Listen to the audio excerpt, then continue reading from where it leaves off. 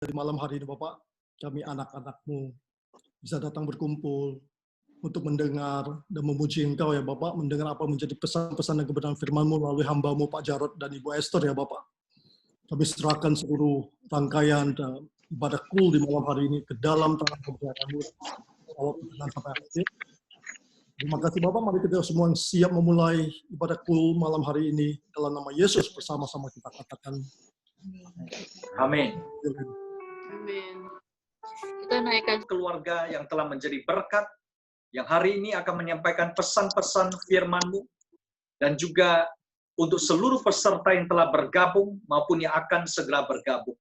Engkau memberkati ya Tuhan, dari GBI My Family. Kami serahkan semua ke dalam tangan tuntunan dan pemeliharaan-Mu. Di dalam nama Yesus kami mengucap syukur dan berdoa. Mari kita bersama-sama yang percaya dan diberkati katakan, amin. Ya, silakan Pak Jarod untuk waktu. Kami persilakan untuk bisa membagikan. Tuhan berkati. Ya, terima kasih buat kesempatannya Pak Luk ini untuk saya boleh kembali melayani di GBI My Family. Saya suka namanya, bagus banget. GBI My Family. Ya, nah, saya akan sampaikan PowerPoint-nya, ya, poin-poin di dalam materi supaya lebih mudah dipahami urut-urutannya. Beberapa saya akan sampaikan secara cepat karena pernah saya sampaikan baik di waktu di Medan ataupun dalam ibadah-ibadah yang lain, ya. Sebagai pendahuluan, saya akan sampaikan beberapa hal secara cepat.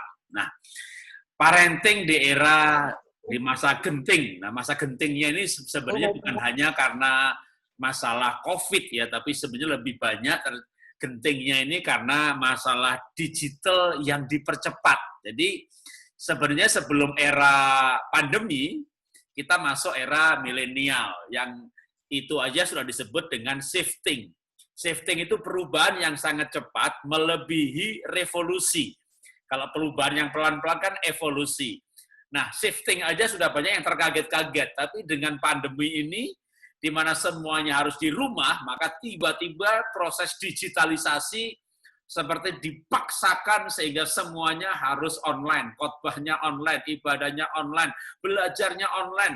Itu sebenarnya roda perubahan itu sudah, kalau dulu orang bingung, kalau revolusi lebih cepat tuh apa ya gitu ya, kayaknya dapat kata shifting. Kalau shifting lebih cepat, genting namanya saudara ya. Jadi kita masuk masa digitalisasi, shifting yang dipercepat. Nah, maka perubahan ini menjadi luar biasa cepatnya, menjadikan suasana situasi seperti yang dinubuatkan oleh 2 Timotius 3, ayat 1 sampai 3, 2, 3, dan seterusnya, itu betul-betul terjadi sekarang ini. Yang intinya adalah pada hari yang terakhir, sekarang ini, datang masa yang sukar. Ya, kita sehari-hari ini kan sukar gitu ya, sukar dagang, sukar kecuali dagang obat sama vitamin laris nih. Kita ke apotek habis itu stoknya, tapi sekarang udah dipenuhi lagi itu, rak-rak apotek udah penuh lagi. Atau yang punya Zoom nih yang kita pakai Zoom-nya ini ya. Bulan lalu omsetnya asetnya, propertinya nilainya naik 66 triliun lah, sedunia pakai semuanya. Tapi bisnis yang seperti ini kan tidak banyak. Semuanya secara umum mengalami masa yang sukar, termasuk di dalam keluarga dan parenting. Kenapa parenting juga ikut mengalami masa yang sukar? Karena situasi seperti sekarang ini, zaman digital ini, orang tuanya yang tergagap-gagap gitu ya. Kalau anaknya cukup banyak yang sudah ngerti sih, dan mereka pandai pakai gadget. Jadi hari-hari ini anak makin tahu bahwa orang tuanya betul-betul nggak ngerti apa-apa. Gitu ya. Mau Zoom, panggil anaknya. Ada masalah dengan gadgetnya, panggil anaknya. Anaknya mah seneng-seneng aja gitu. Jadi ini bukti bahwa anak lebih tahu daripada orang tuanya. Anak sekarang multi talent, multitasking. Anak sekarang lebih kreatif, lebih realistis. Anak sekarang ya mereka lebih berani sebenarnya menghadapi keadaan hari-hari ini. Kita orang tua yang betul-betul lebih takut lagi. Anak sekarang anaknya kayak nggak takut aja, seneng aja dia di rumah, yang penting ada gadget gitu. Nah, masa yang sukar itu juga diperparah sebenarnya dengan gap generasi, di mana orang tua dan anak Bukan cuma berbeda, tapi lompat generasi. Kalau orang tuanya baby boomer, anaknya bukan X, tapi Y, dan seterusnya.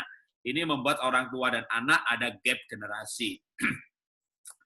Gap generasi artinya berbeda generasi. Berbeda generasi itu berbeda cara berpakaian, berbeda cara komunikasi, berbeda cara mengeluarkan isi hati, berbeda dalam hal prioritas, berbeda dalam hal konsep. Ketika April kemarin harusnya anak saya menikah ya, dan akhirnya menikah juga, cuma harusnya lewat resepsi dia di hotel, di rumah, di gereja gitu ya. Gara-gara pandemi, anak dan mantu saya, calon mantu waktu itu masih ya di Singapura. Wah, bingung di mana ya. Saya udah bimbingan pranikah, padahal sudah 8 kali bolak-balik Jakarta, Singapura. Akhirnya Singapura ditambah diperketat lagi gitu ya, menjadi nggak bisa terbang ke Indonesia. Wah, kita yang mau ke sana kena peraturan lagi. 14 hari harus dikurung. Wah, pokoknya peraturannya makin apa makin ketat. Akhirnya, waduh, menurut kita terutama orang tua kan. Tapi kalau anak tuh sebenarnya anak saya lebih tenang gitu. Kenapa? Dia sudah terbiasa dengan konsep digitalnya gitu. Dulu tanpa PSBB aja, malah anak itu sempat mikir loh, Pak, kalau nikahnya aku dikit orang aja gimana ya, 50 orang di Bali, terus 50, Papa ini temannya 500. Jadi itu konsep pernikahannya udah beda banget. Jadi milenial sama orang tua bisa berantem gara-gara konsep pernikahannya, yang satu pengen gede-gedean, anaknya pengen simpel sederhana. Karena mereka konsepnya intim. Jadi mau sedikit saja tapi intim. Maka begitu akhirnya yang 300-400 orang pun nggak bisa jadi gitu ya, itu anak saya malah yang lebih tabah gitu, dalam arti muncul berjuang mencari solusi. Jadi memang anak milenial jauh lebih siap dengan keadaan milenial. Setiap zaman ya mereka tentu akan lebih siap. Gap generasi ini tidak bisa dihindari, tetapi di masa genting termasuk pandemi ini pasti bisa disiasati, dan cara menyiasatinya adalah memperkuat relasi hati antara orang tua dan anak. Nah, apa bahayanya atau gentingnya? Ini saya barusan dapat dari orang tua murid. Ya. Pak, ini anak saya nonton kayak beginian gitu ya. Apa itu? Itu film animasi. Tunggu. Gitu. Begitu saya lihat, ini bukan animasi anak kecil, ternyata pornografi yang dianimasikan. Jadi, wah, memang zaman sekarang ini zaman gendeng gitu ya. Jadi orang tua lihat anaknya lihat film animasi, pikirnya anak-anak, ternyata bukan. Nah, sehingga akhirnya anak-anak kecil pun mereka sudah melihat yang harusnya belum dilihat. Ini menurut saya gentingnya ini bukan COVID-nya sebenarnya. Ya COVID-nya memperparah gitu kan. Kan dulu anaknya sudah hampir sembuh dari gadget addictive. Lalu tiba-tiba nggak sekolah, harus di rumah.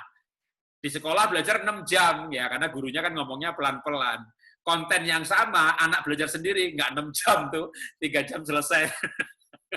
Jadi anak sekarang ini belajarnya cepet banget gitu. Harus ngapain lagi coba? Keluar rumah nggak boleh, ke sana nggak boleh.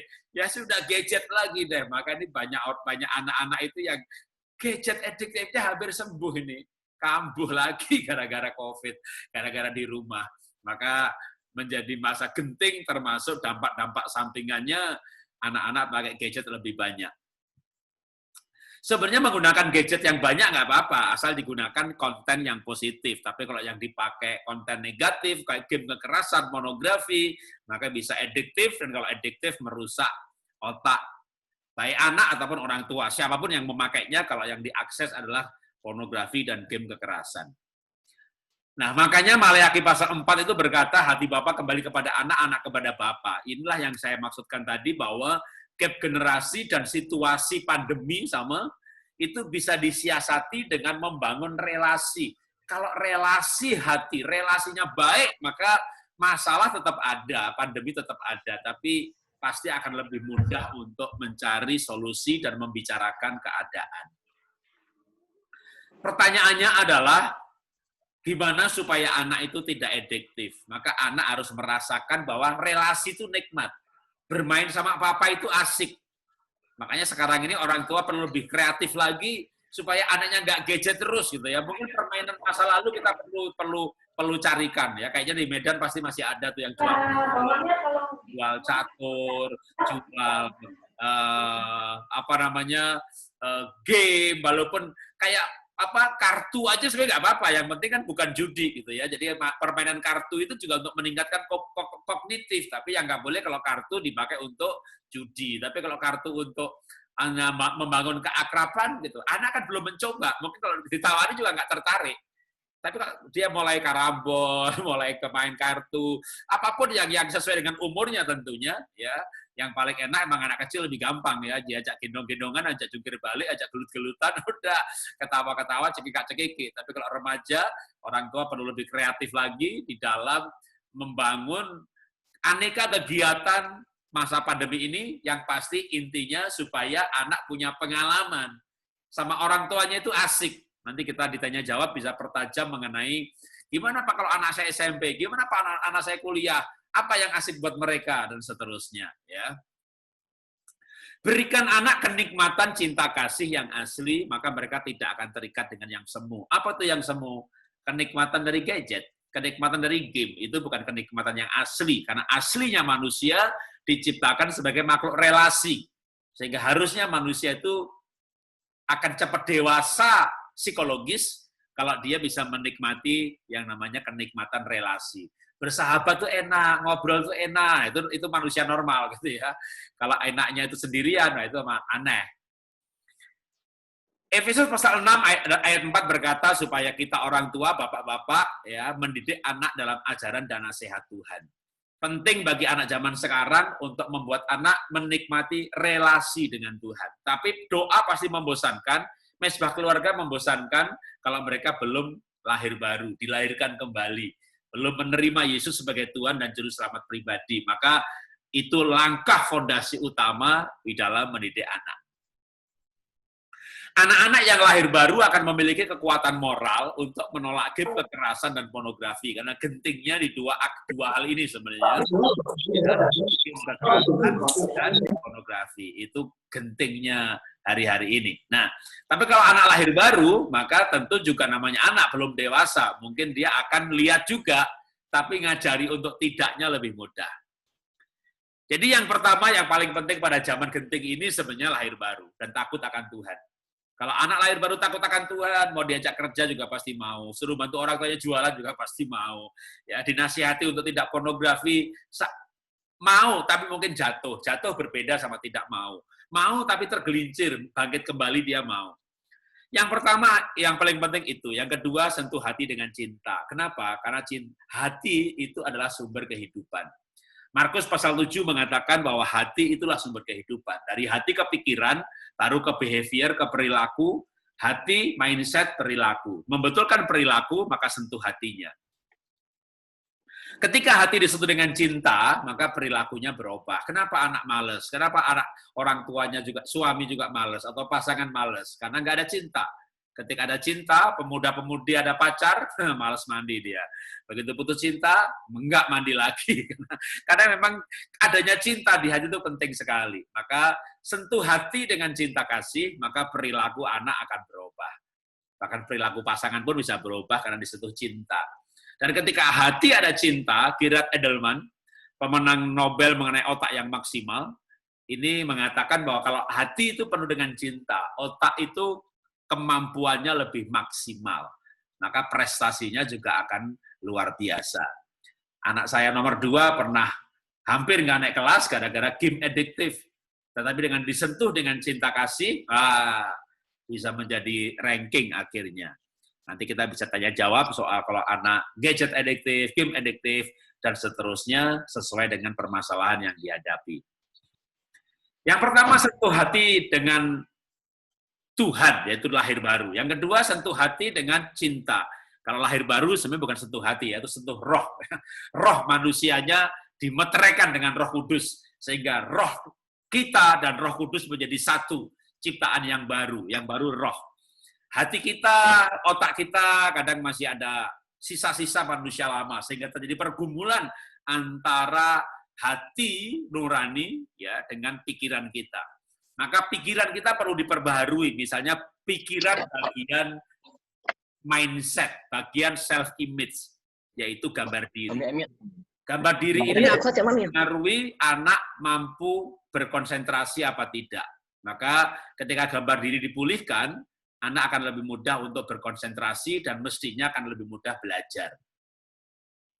Fenomena anak zaman sekarang akibat kebanyakan main gadget, memang salah satu dampaknya dari gadget adiktif adalah sulitnya berkonsentrasi. Dan tentunya dampaknya akademiknya jelek, walaupun IQ-nya tinggi.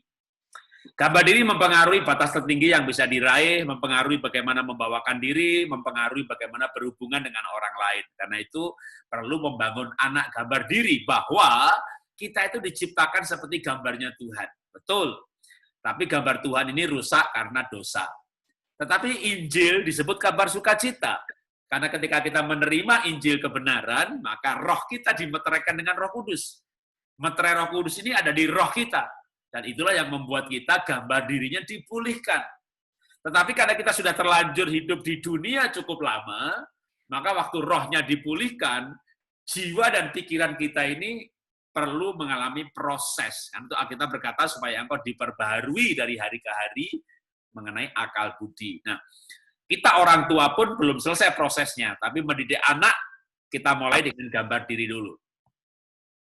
Sehingga anak-anak kita pun percaya bahwa saya adalah anak Tuhan. Karena saya sudah menerima Yesus sebagai Tuhan dan Juru Selamat pribadi.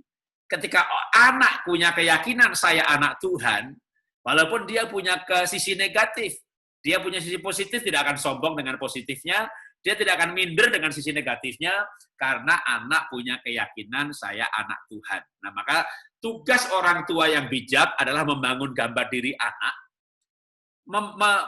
melihat sisi positif si anak, mengakui sisi positif anak.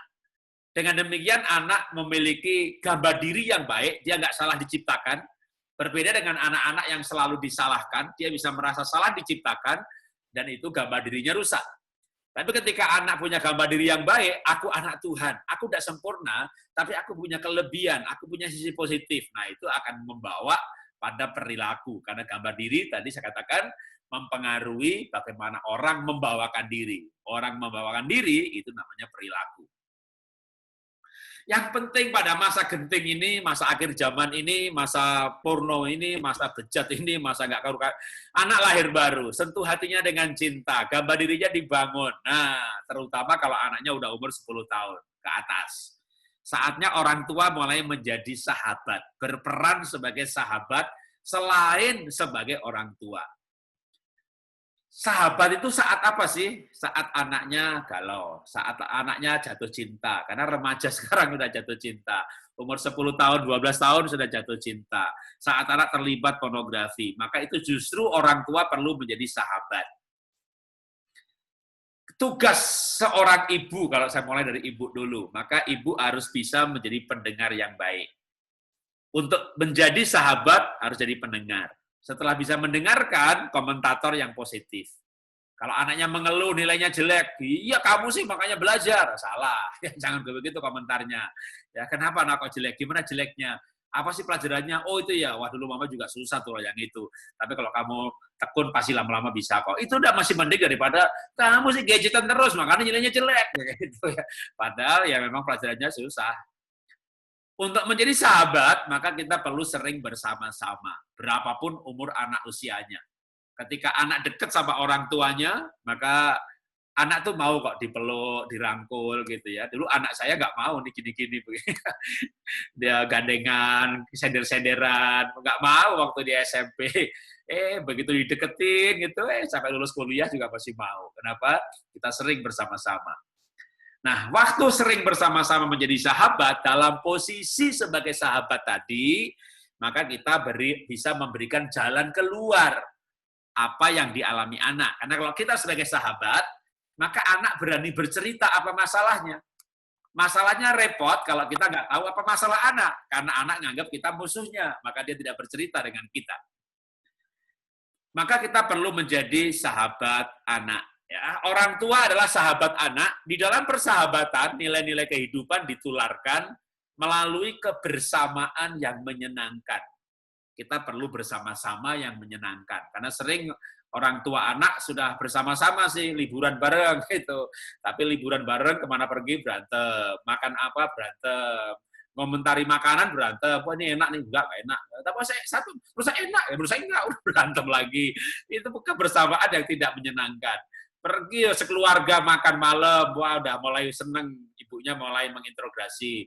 Kamu udah bikin PR belum? Kamu besar menjadi apa sih? Kamu tuh, aduh, makan malam mau dating, mau kencan, kok malah anaknya diinterogasi ya, kayak anak-anaknya diem, ini aku terakhir makan sama mereka. Wah, lain kali diajak makan dia nggak mau. Jadi belajarlah untuk membawa keluarga ini dalam suasana yang menyenangkan. Kalau sudah menyenangkan, baru nasihat akan gampang. Lahir baru, sentuh hati dengan cinta, gambar diri dipulihkan, menjadi sahabat. Nah, bagian terakhir sebelum kita tanya jawab. Karena saya katakan tadi, saya mau ngajak lebih banyak berdialog, tanya jawab. Ya, karena bukan khotbah, tapi seminar. Nah, yaitu mengajari anak pola hidup. Ingat Daud jatuh dalam dosa karena dia nganggur. Artinya nggak punya pola hidup. Karena itu Roma 12 ayat 1 berkata, persembahkanlah tubuhmu sebagai persembahan yang hidup. Artinya, bukan hanya persembahan uang, tapi hidup kita persembahkan kepada Tuhan seluruh kegiatan kehidupan sehari-hari kita. Bagaimana cara kita mempersembahkan hidup kepada Tuhan? Dengan membuat gaya hidup. Dan gaya hidup itu dimulai yang pertama adalah target atau tujuan. Ada buku yang bagus namanya Purpose Driven Life. Hidup yang digerakkan oleh tujuan. Maka anak diberikan tujuan. Kalau tujuan terlalu abstrak untuk anak, maka bisa diberikan yang lebih sederhana, namanya cita-cita. Ya, waktu anak saya kecil, nih saya gambar yang ini tahun 95, itu anak saya masih kecil, saya bawa dia ke Singapura. Pertama kali, sampai akhirnya dia, wah terkagum-kagum dengan Singapura, wah kesempatan. Mau nggak sekolah di sini? Mau. Nah itu menjadi cita-citanya. Sampai dia pengen banget sekolah ke luar negeri. Baru dikasih tahu, kalau kamu nggak beasiswa, nggak bisa. Lah kenapa nggak bisa? Lah papa nggak punya duit. Tapi kalau kamu dapat beasiswa, apa itu beasiswa? Sekolah gratis. Maksudnya bisa gratis? Dari kecil ngomonginnya soal beasiswa. Maka berlakulah hukum. Carilah maka mendapat. Dapat bener akhirnya. Ya kenapa? Karena dia punya target. Target itu membuat dia rajin belajar. Target yang memang dia inginkan. Ya, jadi kalau nyuruh anak belajar itu susah. Tapi kalau dia punya cita-cita, nanti kalau dia capek ya nggak belajar juga. Tapi kita bisa nasihati. Nanti kalau udah nggak capek, belajar lagi ya. Gitu. Itu lebih mudah menasihati anak yang punya cita-cita. Ajari anak dalam rangka mengajari pola hidup, ya, yaitu belajar. Tapi belajar untuk dirinya sendiri. Dalam rangka mengajari pola hidup, maka anak diajari tujuan hidup atau cita-cita. Diajari bersosialisasi. Dengan cara ngajak main dengan kakeknya, pamannya, tantenya. Ya biar anak senang pilih aja, pokoknya tantenya yang murah hati, yang suka memberi gitu ya. Yang bawel cerewet anak pun nggak suka ya jangan dipaksa diajak ke sana. Ya. Nanti anak nggak mau. Ya pilih-pilih dulu nggak apa-apa. Lama-lama sampai nanti anaknya cerdas sosial, dia mau bergaul dengan siapa saja. Ajak anak-anak kesibukan yang menyenangkan. Ya, kalau anaknya remaja lebih susah, tapi pasti mau kalau diajak ke tempat-tempat yang sahabatnya nggak mengajak. Ini waktu anak-anak saya bawa ke Gua Pindul ya untuk main arung jeram di sana. Jadi kalau ngajak anak ke mall gitu ya, Bapak Ibu tinggalnya di Medan, kita ke Medan Plaza, ke Medan Mall, mau ke apalagi itu ke mall yang baru gitu ya. Kadang remaja nggak mau, kenapa? Ya ke situ bisa sama teman gitu. Coba ajak ya temennya nggak bisa ngajak ke sana. Memang butuh biaya, butuh waktu. Tapi itu mungkin anak sekarang kan sukanya muncul di Instagram, jadi cari tempat yang Instagramable, gitu. Misalnya ke dekat Danau Toba sana, yang ada air terjunnya atau apanya, ya kalau ngajak temen, belum tentu mau, gitu ya. Itu aja kadang anak diajak, nak mau nggak ke Danau Toba? Bentar ya, aku pikir ya. Dia bilangnya aku pikir, padahal bukan mikir tuh. Dia cari teman. Ada yang mau ngomong sana nggak? Begitu udah mau, dia bilang nggak mau ikut kita. Tapi kalau dia cari teman yang mau pergi itu nggak ada, ya kayaknya dia mau pergi sama kita. Nah itu membuat akhirnya nanti anak pergi dengan kita. Dan kalau udah pergi tujuannya apa? Untuk membangun relasi. Jadi tujuannya tuh bangun relasi, tapi bangun relasi itu nggak gampang. Tapi kalau relasi sudah ada, wah nanti bisa olahraga bareng, pergi main bareng, makan bareng. Nah saat itulah nasihat disampaikan. Jadi memang untuk dalam rangka memberi nasihat ini kayak pendahuluannya banyak banget. Tapi memang begitu. Kalau nggak bisa ngasih nasihat sama anak zaman sekarang. Kalau nggak punya relasi. Sudah punya relasi, baru membuat anak punya pola hidup. Ya. Punya pola hidup, punya tujuan, cita-cita, punya pola hidup bergaul, punya pola kesibukan yang menyenangkan, punya pola olahraga yang harian, bukan mingguan lagi karena main gadget banyak-banyak. Kalau sekarang masa pandemi, bisa olahraga di rumah, di teras, ya apapun yang pasti, sebenarnya segala sesuatu bisa di rumah, kecuali bepergian. Olahraga di rumah bisa, ya. Ajarkan anak pelayanan. Kalau dia nggak mau suka gereja, mendingan pelayanan sosial daripada tidak, gitu ya. Mau di Karang Taruna, mau di Pramuka, mau di agama, lebih baik lagi kalau bisa pelayanan agama. Tidak mudah untuk hidup kudus di era milenial. Namun jika anak atau kita bisa bertumbuh dalam kekudusan, kita akan melahirkan generasi yang luar biasa. Karena ketidakkudusan itu merusak otak. Pada zaman Daniel dulu pernah ada, Daniel, Sadrak, Mesak, Abednego menguduskan dirinya dan membuat mereka punya kepandaian. Itu saya yakin bukan cerita, tapi hukum. Demikian juga dengan anak-anak kita, kalau mereka bisa menjaga kekudusan, saya yakin mereka akan punya masa depan yang luar biasa. Ya. Dari saya sampai di sini saja, ya, supaya kita ada waktu 1 jam kalau mau sampai jam 9. Ya, kesimpulan 5 menit terakhir. Pak Luk. Paling nggak 50 menit, kita akan ada tanya-jawab. Ya, saya kembalikan ke Pak Wir. Silakan Pak, Tuhan berkati. Oke, terima kasih banyak Pak Jarod. Ya, jadi Bapak Ibu, bagi yang ingin bertanya, kita persilakan. Ya, bisa dengan cara mengetik di chat box ataupun dengan raise hand ya, ngangkat tangan, biar kita akan pandu nantinya. Silakan Bapak Ibu. Kita sangat bersyukurlah malam hari ini kita semua keluarga besar GBI My Family bisa bersama-sama untuk ibadah dengan Pak Jarod. Ya, kita tahu dalam kondisi sekarang ini ya semua orang juga banyak yang stay home ya, hanya kegiatan di rumah saja. Tapi syukur karena tadi Bapak udah sampaikan tentang tapi kita masih bisa adakan komunikasi. Kalau mungkin kalau zaman dulu belum ada yang demikian, mungkin kita udah stres ya, di rumah sendiri, nggak bisa hubungan dengan teman-teman. Jadi ada positifnya, juga ada negatifnya dengan kemajuan teknologi ini. Ya mungkin Pak, yang mau saya tanya ini, ya bagi kita yang mungkin secara ekonomi kita yang sudah ada usaha, yang sudah agak mapan kehidupan kita, ya kita bisa tenang ya, kita juga masih bisa beribadah, bisa bersyukur, dan bisa berdoa. Tapi ini yang saya mau tanya sama Bapak, gimana ya kondisi anak-anak sekarang yang dimana keluarga mereka itu, yang kehidupan mereka itu di bawah kecukupan. Karena saya setiap hari saya temukan itu mereka itu cari asongan, cari apa sebagai apa, cari itulah plastik, cari besi tua dan yang lain-lainnya. Kalau ini terus demikian ya kira-kira kalau menurut Bapak apa kira-kira cara kita untuk membantu mereka? Kalau saya lihat mereka itu pasti masa depannya ya masalah pendidikan, masalah kesehatan, masalah gizi, masalah yang lain itu pasti ketinggalan. Karena mereka hidupnya betul-betul 1 hari cari, 1 hari makan. Orang tuanya PHK, ada yang supir pun nggak dapat kerja lagi. Bagaimana kita misalnya saat yang sekarang ini kita cerita sama dia tentang Tuhan lagi. Jadi kira-kira mau minta pendapat Bapak lah, gimana untuk menghadapi mereka supaya mereka itu bisa tertolong. Terima kasih Pak. Shalom. Ya, saya lihat yang nulis di chat juga sudah banyak banget nih pertanyaannya, ada berapa di 7 atau 6. Ya, yang Bapak tanyakan mengenai anak-anak, terutama dari ekonomi ke bawah ya.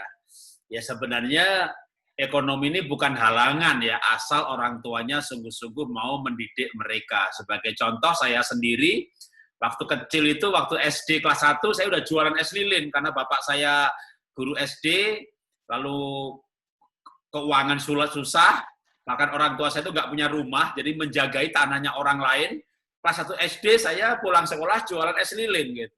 Jadi saya ngerti ngalami masalah susah, tapi sebenarnya kalau ada orang tua yang ekonomi juga seperti itu, yang penting asal ngajari anak rajin, ngajari anak jujur, ya, karena dalam kesusahan itu biasanya kalau asal diarahkan dengan baik, malah kerajinan itu kadang-kadang kan muncul karena terpaksa ya. Kalau masalahnya orang mampu itu kan malah nggak rajin, males, bangun siang, mau pakai sepatu tinggal teriak sama susternya, sepatumu, gitu ya kan.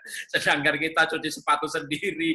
Jadi kemiskinan, tapi kalau udah miskin, lalu orang tuanya tidak memotivasi, wah itu yang berat.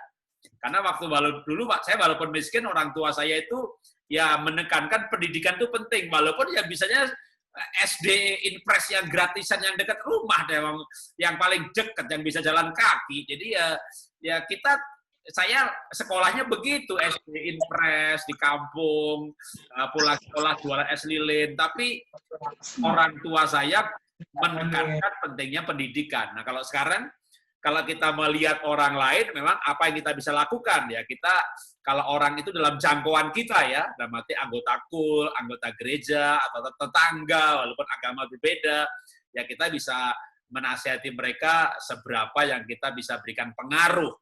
Atau kita mungkin kalau mereka secara ekonomi orangnya rajin tapi nggak mampu, ya mungkin kayak sekolah pun kan sekarang SD gratis, tapi mungkin mereka butuh beasiswa dalam hal kebutuhan sehari-hari. Nah, kita bisa adopsi hal-hal seperti itu ya. Mungkin yang saya jawab itu dulu. Saya kayaknya perlu melihat ke yang di chat, banyak banget nih, mungkin bisa dibacakan nanti biar istri saya menjawab dan saya juga akan menambahkan. Yang pertama ya kita mulai dari Ibu Eni Sukmasari. Saya tanya, Pak, saya seorang yang kurang sabar dalam mendidik anak. Anak saya 2, laki usia 11 tahun dan perempuan 8 tahun. Bagaimana cara sabar ya, Pak? Oke. Ya, sabar itu proses ya. Apalagi kalau kita minta Tuhan kasih saya kesabaran. Ntar habis itu amin langsung dikasih tuh masalahnya. Ya, itu artinya Tuhan mau kita sabar. Ya. Sabar itu kan bahasa Inggrisnya long suffering. Ya. Jadi memang panjang gitu. Nah, itu proses ya. Ibu nanti bakal anak-anak ibu akan bikin ibu pengen marah. Ya. Kenapa? Karena itu melatih ibu supaya sabarnya tambah. Ya. Nah, salah satu cara supaya sabar itu adalah kalau teknik-tekniknya coba tarik nafas. Ya, kalau ibu pengen marah, pengen nggak sabar, coba tarik nafas, hitung sampai 10. 1, 2, 3, 4, 5, 6, 7, 8, 9, 10, hembuskan gitu ya. Itu akan oksigennya tuh masuk ke otak, ya membuat kita jadi logikanya jalan. Ya. Orang nggak sabar itu kan emosi, logikanya kalah sama emosinya. Jadi supaya logikanya menang, coba tarik nafas dalam-dalam supaya oksigennya masuk. Itu sih mungkin teknik yang pertama. Ya, lebih bagus lagi sambil ambil nafas, nyebut, kalau orang Jawa bilang nyebut. Nah, kalau secara Kristen apa? Tuhan Yesus tolong saya, gitu ya. Tuhan Yesus beri saya kekuatan. Nah, itu namanya selain otaknya dialiri oksigen, rohnya diingatkan mengenai Tuhan. Itu rem yang luar biasa. Kalau kita nggak ingat Tuhan, udah ada tampar, tempeleng, bentak, caci maki, kata kotor, marah. Dan itu anak ibu baru 8 tahun. Ya, itu puncaknya belum, Bu. Itu nanti kalau anaknya 12 atau 13 tahun, itu puncaknya itu. Ya, puncak pemberontakan, puncak ngelawan, itu umur 12-13, ini 11 ini baru permulaan ini. Yang 8 tahun baru mulai itu. Jadi, saya dulu pikir, waduh kalau anak udah remaja, nanti enak bisa pelayanan bareng juga. Gitu. Oh, ternyata remaja, istri saya sampai nangis-nangis, masuk kamar dia. Karena Pak, kami juga mengalami seperti itu. Jadi kami bukan nggak ngalami, anak kami yang lahir baru, sekolah minggu lucu, imut-imut, remaja amit-amit juga salah satu. Jadi dari 3 anak itu yang satu amit-amit, sampai istri saya nangis-nangis. Ya itulah yang kita lakukan, memang Tuhan proses kesabaran, ya mau nggak mau kita harus ingat kasih Tuhan, ya teknik tadi, supaya kita bisa bertumbuh dalam kesabaran. Iya, terima kasih.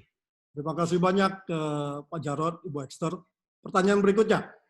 Dari INM ya, mau tanya, gimana kalau anak sudah kecanduan main game, apa dibiarkan atau ditemani? Silakan. Ya. Kalau sudah kecanduan, kalau dibiarkan tambah kecanduan ya. Namanya kecanduan tuh udah addicted ya, segala sesuatu yang addicted itu sudah nggak bagus ya. Main gamenya nggak apa-apa sebagai refreshing itu oke. Melatih otak juga ketangkasan oke. Tapi kalau sudah kecanduan addicted itu kita harus cut ya. Nah, cut-nya gimana? Sama seperti orang kena narkoba, nggak bisa langsung dipisahkan. Harus dosisnya dikurangi sedikit-sedikit. Jadi, kamu boleh main game setelah PR-nya selesai ya.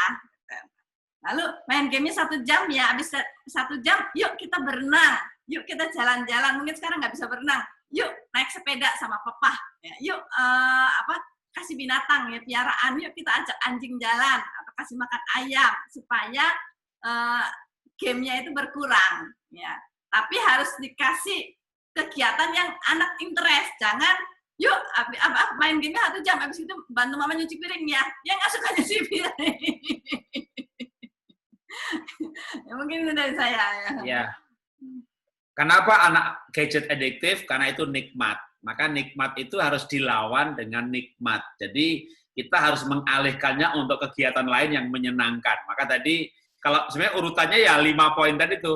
Sentuh rohnya dengan lahir baru, sentuh hati dengan cinta, gambar dirinya dipulihkan, buat dia kesibukan, lalu gaya hidup itu sebenarnya 5 langkah untuk menangani anak gadget adiktif ataupun pornografi. Nah, tapi kalau mau ditambahkan lebih praktisnya lagi, ya ketika anak mulai bermain atau waktu jatah mainnya habis, jadi kita perlu mengajaknya ke hal-hal yang menyenangkan, ya pergi makan bareng, pergi main.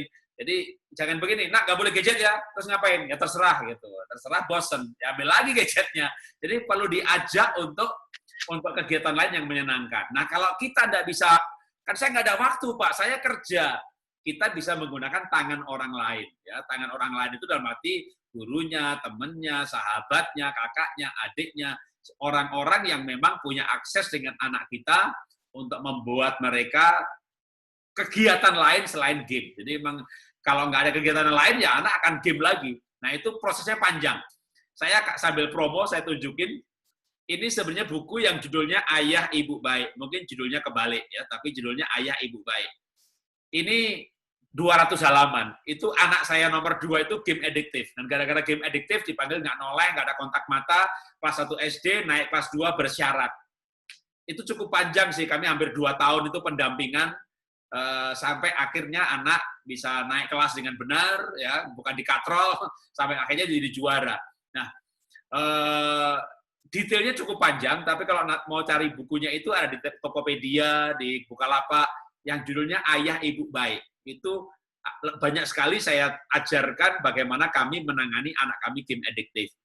Kalau yang nggak suka baca, sukanya nonton video seperti ini, saya sudah upload di YouTube channel Keluarga Indonesia Bahagia. Itu ada game adiktif. Biasanya digabung dengan 1, game dan pornografi. Itu ada 5-6 sesi kali 1 jam khusus membahas itu. Jadi kalau sekarang untuk banyak pertanyaan seperti ini, mungkin yang gamenya ya kita jawab singkat dengan cara berikan dia alihkan hal yang lain yang lebih menarik, ya. Lalu gamenya bukan dilarang, tapi dijadikan alat motivasi. Seperti istri saya katakan, kalau PR-nya udah selesai, baru mulai main game. Nah, jadi nanti dia PR-nya selesai duluan. Tapi lama-lama kita bisa syaratnya itu ditambahin, ya. Kalau sudah bersihin kamar, baru boleh main game. Tapi itu bertahap, ya. Jangan kalau sudah ini, baru boleh main game. Bilang aja nggak boleh. Jadi kita boleh bertahap memberikan syaratnya. Jadi supaya anak itu juga bertumbuhnya bertahap. Ya, sampai di situ dulu. Makasih. Oke, pertanyaan berikutnya, solusi untuk anak zaman sekarang yang mana tidak fokus dan konsentrasi pendek. Tidak bisa fokus. Itu dia. Ya, memang apalagi yang sudah kecanduan gadget ya, HP itu kan selalu pengennya berita juga kita judulnya aja, ya terus maunya cepat scroll supaya update berita yang lain. Ya, itu memang membuat anak makin tidak fokus. Ya. Nah, salah satu supaya anak bisa fokus itu sebetulnya seperti dikursuskan musik, ya itu kan main piano itu kan harus konsentrasi, main gitar, lalu disuruh masak kue yang mesti konsentrasi, ya harus ada kegiatan-kegiatan yang membuat dia konsentrasi sih, jangan dibiarkan begitu aja. Memang perlu dilatih gitunya ya konsentrasinya. Ya, anak saya nomor 2 waktu hampir nggak naik kelas, jadi kelas 1 naik kelas 2 SD itu naiknya di katrol.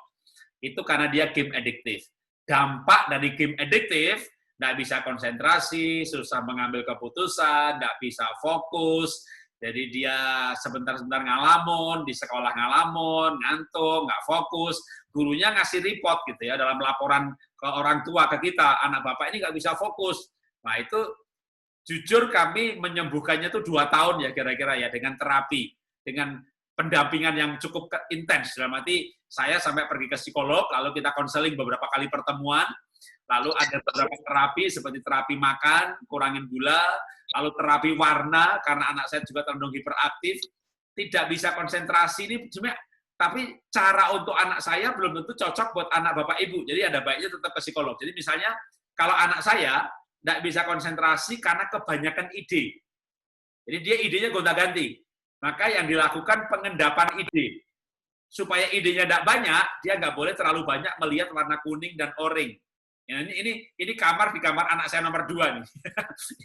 Makanya kamarnya warna biru ya, karena dulu dia kalau warnanya kuning atau oranye, wah idenya makan gonta-ganti ide nggak bisa fokus. Jadi warnanya yang kalem, hijau, biru gitu. Sak kaosnya, sak bajunya, sak celananya pokoknya jauhi warna oranye. Kurangin gula. Terus dia punya kertas kecil. Ya, kertas kecil begini. Yang ini kan udah saya sobek satu ya. Yang kalau di kantor sering ada. Tapi itu dia dulu dimasukkan kantongannya. Kalau dia punya ide, dikasih saran untuk ditulis. Karena kalau nggak ditulis, dia pikirin terus, lalu dia nggak bisa fokus pada yang harusnya difokusin saat itu. Jadi itu namanya pengendapan. Seperti kayak orang tua kalau misalnya nggak bisa tidur, insomnia, terlalu banyak yang dipikir, maka sebelum tidur bikin buku harian. Itu pengendapan ide. Ditulis, bikin urutannya, besok saya akan kerjakan ini disuruh ini suruh ini suruh ini. Oh, dari 10 ternyata cuma 3 yang saya lakukan, selesai, doa, tidur.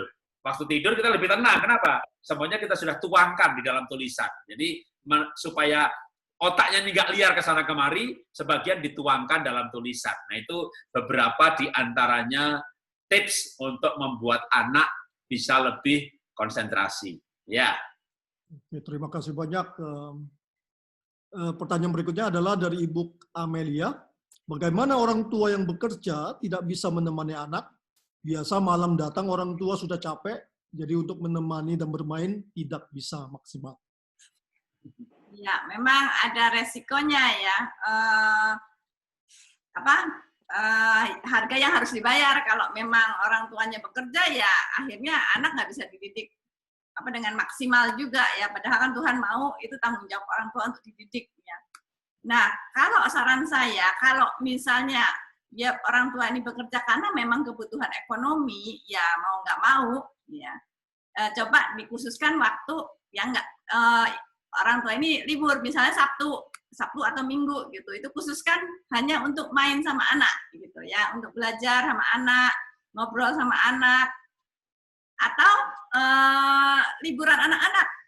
Pak Jarod aja juga sibuk banget ya, tapi kok begitu libur anak kapan itu setahun sebelumnya dia sudah kosongin, saya nggak mau terima jadwal ya supaya bisa liburan sama anak-anak.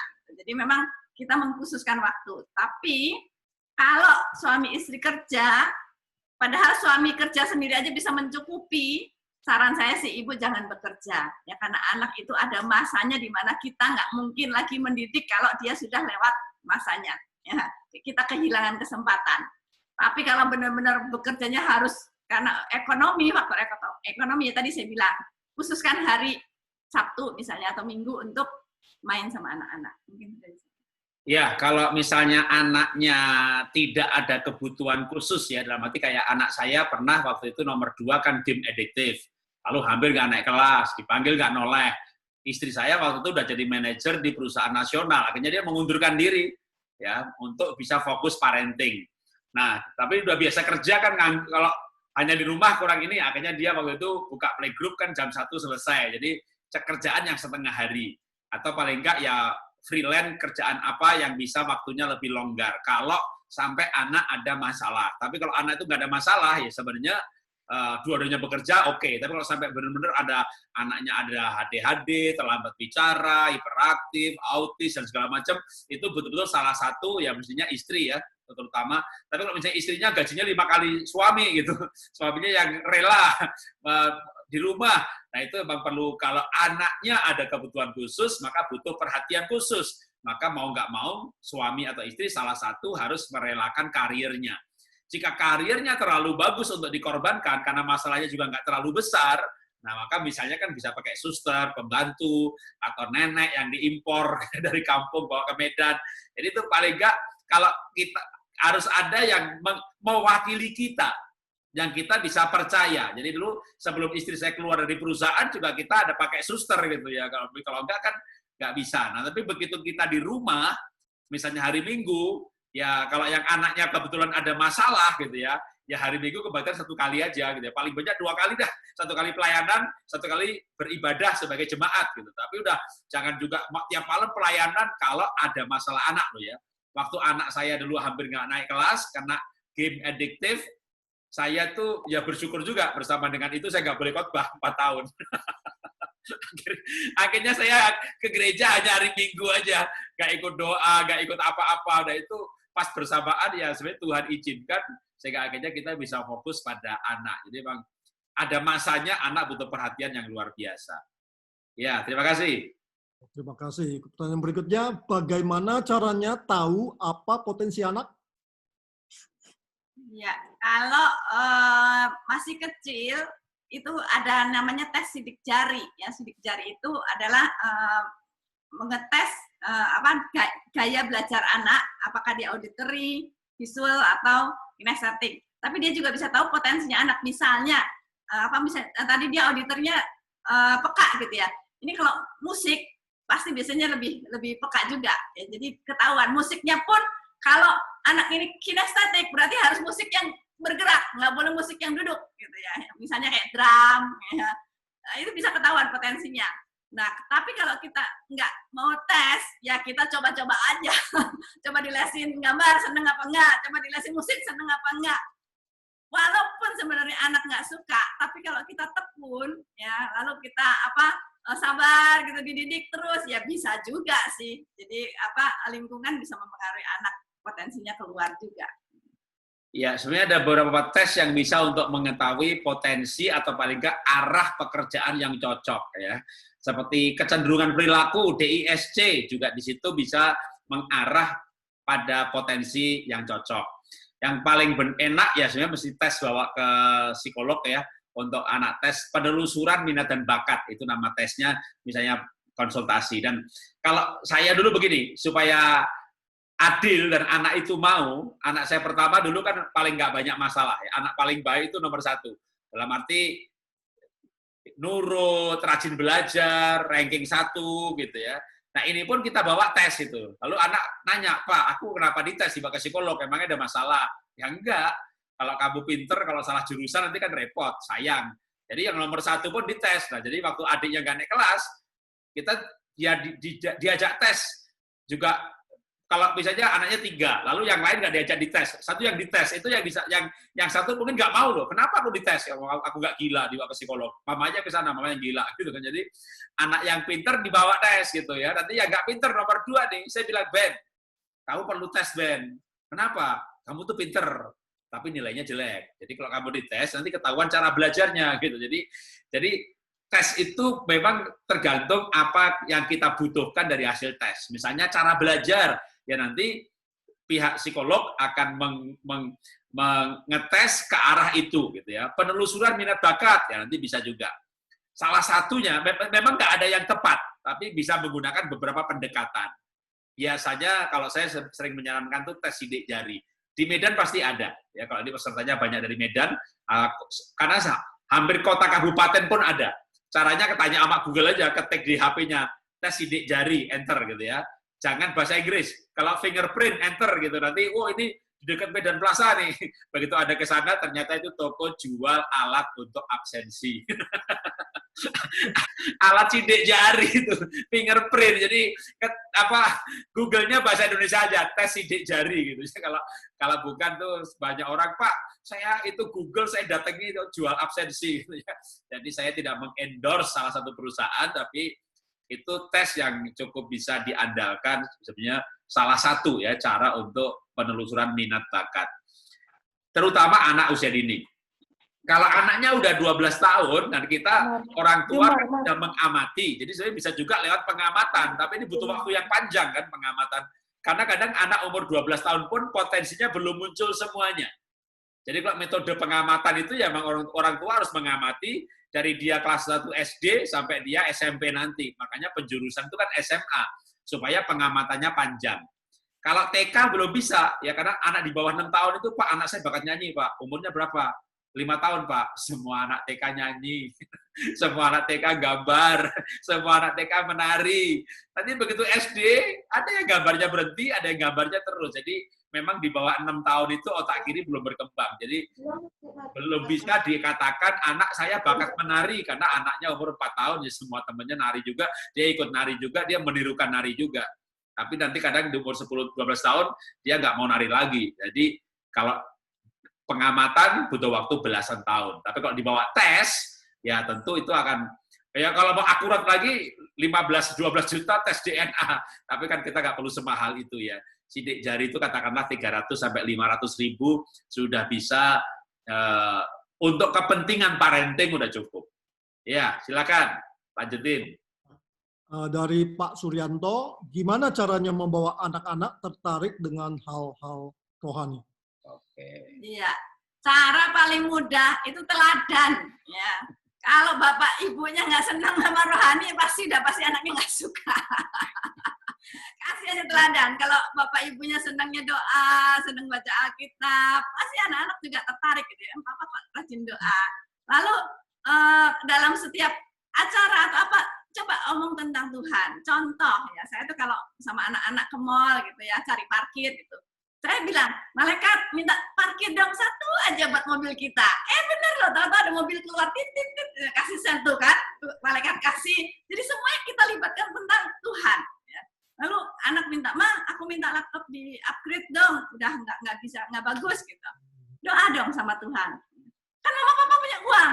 Punya tapi bukan buat beli laptop, ya buat keperluan yang lain. Doa deh kalau misalnya nanti Tuhan kasih pasti ada jalannya.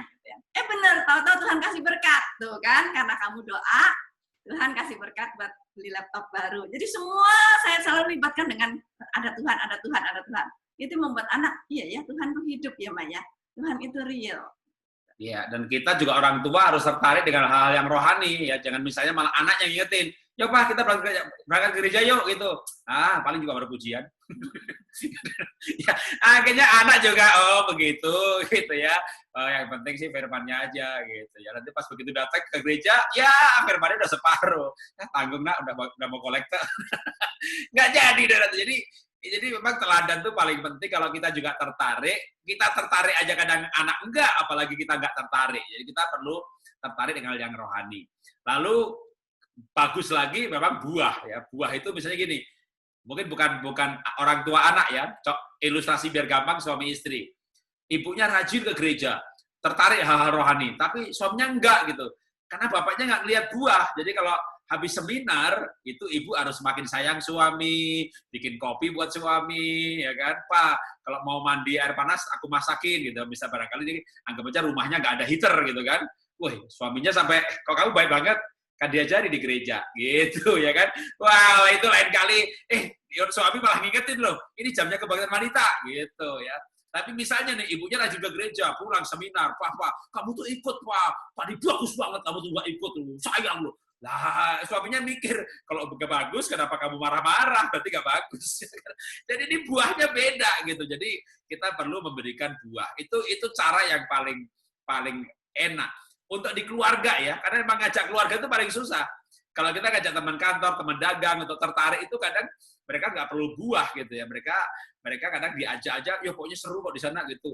Ini asik kok, ini pembicaranya oke banget gitu. Itu aja sudah mau mungkin kalau kita teman. Tapi kalau di keluarga, karena kita hidup bersama, maka keteladanan itu jauh lebih nyata. Ya, lanjutkan pertanyaan berikutnya. Dari Pak Rudi, Shalom Pak Jarod. Untuk Ya. menghindari gadget, kami tiap malam bersama anak-anak umur 13 dan 14 tahun menonton film serial, film detektif, action, keluarga. Apakah ini hal positif? Ya, itu nonton itu gadget juga. ya, laptop itu gadget, ya HP gadget juga. Tapi kalau mungkin di rumah ada home theater yang TV-nya gede gitu ya. Ya, sebenarnya kalau jangan tiap malam sih harusnya. Kayak film itu kalau yang bagus itu variatif ya. Jadi tadi kan waktu bagian yang tadi saya ajarkan tuh ada yang namanya pola hidup. Pola hidup tuh zaman sekarang ini karena kita itu kebanyakan main gadget, olahraga itu nggak cukup seperti ilmu zaman dulu seminggu 2 kali 3 kali, harus harian. Jadi gimana membuat acara keluarga ini variatif. Kalau sekarang ini 2 anak saya kan di Singapura, tapi yang satu ini baru pulang dari Australia setelah mencoba bekerja 1 tahun setengah kira-kira, nggak bisa mandiri, saya suruh balik. Nah, ya dia sekarang mulai bikin website sendiri, gitu ya. Dia mulai paling nggak di depan laptop, tapi sebenarnya pekerjaan karena bikin web. Dia ngedesain art. Nanti kalau dia udah jenuh lama duduk depan laptop, nah dia misalnya mau sepedaan. Nah, dulu kami punya sepeda 2, bisa bareng, sekarang 1 gantian. Tapi saya mulai nawarkan, mau nggak belajar setir? Jadi kita ada setir mobil. Nanti kalau dengan saya setir mobil selesai, sama istri diajak jalan kaki komplek. Jadi kita supaya ada variasi ya, ajak anak olahraga, ada anak belajar setir, ajak anak pergi sepedaan. Jadi supaya ya, karena kalau nonton itu termasuk pasif. Nah, tergantung filmnya sebenarnya sih. Kalau filmnya bagus, ada nilainya, nanti bisa dibicarakan, itu boleh juga. Daripada game kekerasan dan pornografi, film yang edukasi, film tapi di situ ada nilainya. Ya, itu masih positif. Ya. Tapi ya film detektif untuk berlogika juga boleh. Tapi kalau tiap hari menurut saya kebanyakan. Ya, mungkin bisa diselingi dengan yang lain gitu ya. Ibadah keluarga, debat Alkitab. Kalau anak saya nomor 3 dia paling sering nanya-nanya yang wah pokoknya Dwitunggal apa Tritunggal gitu. Wah ada kelas yang teologi yang kelas berat gitu ya. Enggak apa-apa lah, layani aja terus deh gitu. Dia tanya kenapa yang itu keluar dari GBI, emang bedanya apa? Waduh, dia mulai tanya yang macam-macam. Kenapa sekarang di sosmed mulai muncul tuh perdebatan soal bahasa roh. Wah, pertanyaannya yang begitu-gitu ya. Sorry. Nggak apa-apa, kita layani juga sebagai alternatif kegiatan. Ya, lanjutkan. Oke, malam Pak Jarod. Mohon petunjuk, anak saya perempuan 10 tahun dan laki-laki 8 tahun, kerjanya saling ngadu kesalahan masing-masing. Nunggu saya beri punishment, saya jadi lelah. Ya, memang usia segitu lagi sibling rivalry-nya tinggi sekali ya, saling menjelekkan, saling ngadu-ngadu. Nah, tinggal tergantung reaksi ibu ya. Waktu anak ngadu, ibu jangan reaktif gitu ya. Dengerin aja, oh gitu ya, oke, thank you, gitu aja. Jangan langsung, mana Koko tadi gini-gini ya, mama. Malah jadi, adanya hore. Jadi ibunya aja, jangan terlalu reaktif, tapi dengerin aja. Kalau adiknya ngadu atau kakaknya ngadu, oh gitu ya kak, ya oke, thank you, mama udah dikasih tahu, udah gitu aja. Jangan langsung dihukum di depan yang ngadu. Iya, ngadu lalu yang dilaporkan salah dihukum, wah tambah suka tuh. Kalau di Alkitab ada Yakub. Yakub itu mengasihi Yusuf lebih daripada yang lainnya. Dan Yusuf suka mengadukan kesalahan kakak-kakaknya. Lalu kakaknya benci kepada Yusuf, Yusuf dijual sebagai budak. Itu kan ceritanya karena ada anak yang suka mengadu gitu. Nah, kenapa Yusuf suka mengadu? Karena emang Yakub sayang sama Yusuf. udah orang tuanya suka terima pengaduan. Bahkan mungkin kalau nggak terima pengaduan, hari ini ada cerita apa? Jadi jangan sampai ya. Nah, begini, ada pertanyaan yang di private di chatting tapi di private ke saya. Saya baca. Pak, apa kriteria anak sudah gadget adiktif? Seorang anak bukan berarti tidak boleh memainkan game yang bermanfaat, justru suportif perkembangannya. Misalnya Minecraft. Bahkan di universitas ada jurusan anak milenial seperti computer science, game edit. Ya, betul. Jadi anak saya dulu punya cita-cita itu menjadi gamer. Jadi anak saya tadinya game adiktif. Apa itu game adiktif? Dia main game terus, nggak bisa berhenti. Gadget adiktif berarti pakai gadget terus, nggak bisa berhenti. Ya, pakai gadget terus untuk yang tidak produktif. Saya sekarang di depan gadget, laptop, dan ini satu hari berjam-jam, tapi orang nggak bisa dong bilang saya adiktif gitu ya. Kan pakai Zoom begini, pelayanan, merubah orang lain. Atau saya jualan sekarang lewat gadget, ya, jualan buku, promo, lewat gadget. Jadi kalau gadget dipakai kerja, kerjanya jual tiket, kerjanya main saham, ya pasti depan gadget terus ya, bahkan bisa 2-3 gadget, laptopnya 1, HP-nya 2, ya 8 jam sehari, nggak masalah. Jadi adiktif ketika itu tidak produktif, adiktif ketika itu tidak bisa berhenti. Makanya waktu anak saya gadget, game, waktu anak saya kelas 1 SD belum gadget, masih komputer game, jadi nyebutnya bukan gadget adiktif, tapi game adiktif. Dari game adiktif, anak saya sarankan menjadi gamer profesional. Jadi waktu, kan tadi saya bilang jangan dilarang anak main game, tapi dimotivasi. Jadi gamenya digunakan sebagai alat motivasi. Maka waktu itu anak saya yang gara-gara main game itu sampai dipanggil nggak noleh, nggak bisa bangun pagi. Jadi kalau bangun pagi itu harus dibawa ke kamar mandi, dimandikan tuh dipegangin. Kalau nggak dipegangin, roboh, masih tidur. Ya, lalu nilainya 2,0, 3,5, udah ini benar-benar akhirnya dia naik bersyarat tuh karena waktu ujiannya lisan dia bisa menjawab, tapi ujian tertulis dah 2,5, 3,0, singkat cerita pokoknya naik bersyarat. Nah, maka anak saya tanya maunya jadi apa nanti kalau besar, ya dia nggak mau jawab, pendekatan main bareng akhirnya bilang mau jadi gamer. Nah saya setujui, saya bilang Ben, Papa setuju kamu jadi gamer. Ya, tapi bukan game adiktif. Gamer itu pekerjaan kamu nanti main game. Pekerjaan itu Papa jam 8 kerja, pulang jam 5. Ya, karena full timer. Tapi jam 8 sampai jam 5. Kamu sekarang masih sekolah. Berarti kamu bukan full timer, part timer gamer. Maka sehari 2 jam. Jadi kami bikin kesepakatan. Sehari itu 2 jam. Nah, kalau orang yang game adiktif, waduh, saya punya jemaat itu beberapa orang anaknya itu sampai nggak mandi, nggak sekolah lagi, keluar dari SMP jebol, ada yang SMA jebol, nggak mau sekolah, nggak mau bergaul, bahkan ada yang sampai 6 bulan tidak mandi, nggak keluar dari kamar, tidak mandi, nggak potong rambut, cuma main game terus. Waduh, itu sampai orang tuanya nangis-nangis. Nah, itu adiktif yang parah. Nah, anak saya waktu itu tak geser dari game adiktif menjadi punya cita-cita seorang gamer. Ya, singkat cerita dia mau. Tak kasih pengertian. Gamer itu pekerjaannya main game. Pekerjaan itu 1 hari jam 8 sampai jam 5. Jamnya diatur. Saya kasih pengertian lagi. Ini kelas 2 SD dikasih pengertian bertahap gitu ya. Ben, namanya gamer itu pekerjaan. Pekerjaan itu ada hasilnya. Kamu mulai coba YouTube, mulai gamer, semuanya dimonetize. Gitu ya. Lalu saya komporin lagi malah, Ben, supaya kamu jadi gamer yang hebat, nanti kamu kuliahnya MIT jurusan game maker. Jadi dia mulai punya cita-cita kan, aku mau jadi gamer. Untuk jadi gamer yang hebat, aku mau kuliah di MIT. Gitu. Tak bilangin lagi, Ben, kuliah di sana kalau nggak juara nggak bisa. Jadi kamu harus les matematika. Kalau kamu les matematika, logika kamu kuat, kamu jadi gamer yang hebat. Dia les matematika, dia bisa orang gamer. Dia les bahasa Inggris supaya bisa di gamer internasional. Akhirnya dia punya cita-cita sekolah MIT untuk jadi gamer yang hebat. Oke, singkat cerita aja, demi cita-citanya itu, dia kejar ranking sampai betul-betul dapat beasiswa. Sek 3, dia ke Singapura dengan beasiswa. Dengan tujuan yang jelas sekali untuk menjadi game maker, lulus game maker MIT Amerika. Karena saya bilang begini, kamu ranking 1 SMA di Indonesia, nggak bisa MIT Amerika, kamu harus dari rankingnya tuh Singapura. Maka akhirnya waktu itu kelas 2 SD dia naik bersyarat. Saya bilang, ini kamu kelas 2 SD nih. Untuk kelas 3 SMP ke Singapura beasiswa, masih ada waktu 9 tahun. Jadi anak saya sampai saya ajari, saya dorong dia supaya cita-citanya game maker. Ya, nah dia bisa membedakan antara game maker, seorang pemain pekerjaannya gamer sama game adiktif.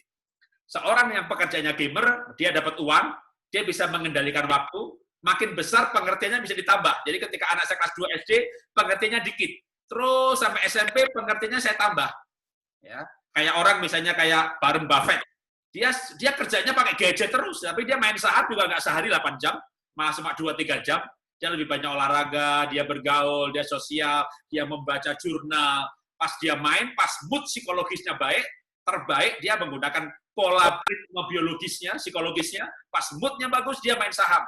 Nah, itu semuanya dibekali ke anak, sampai anak mengerti dengan benar yang namanya gamer profesional. Nah, singkat cerita ya, karena pengen jadi game itu, anak saya rajin belajar. Sampai dia dapat beasiswa, kejar beasiswa, supaya bisa menjadi seorang gamer. Jadi, main game itu boleh, ya. Tapi sekali lagi, yang tidak baik kan cuma dua sebenarnya. Pornografi sama game kekerasan. Jadi, gadget ini yang tidak baik cuma dua. Kekerasan sama pornografi. Tetapi yang baik pun, sebenarnya juga nggak boleh lama-lama. Jadi misalnya, saya nonton film rohani kok sama lagu rohani. 1 hari 6 jam gitu. Harus dagangnya kapan, kerjanya kapan. Jadi yang baik pun juga nggak boleh lama-lama. Jadi kalau anak kecil umurnya 2 tahun, ngeliatin terus lagu rohani 6 jam sehari, mungkin 2 tahun, 3 tahun kemudian matanya udah jereng. Jadi Dr. Karupiah itu direktur pendidikan di Singapura, dia punya penelitian dampak gadget pada struktur tulang belakang.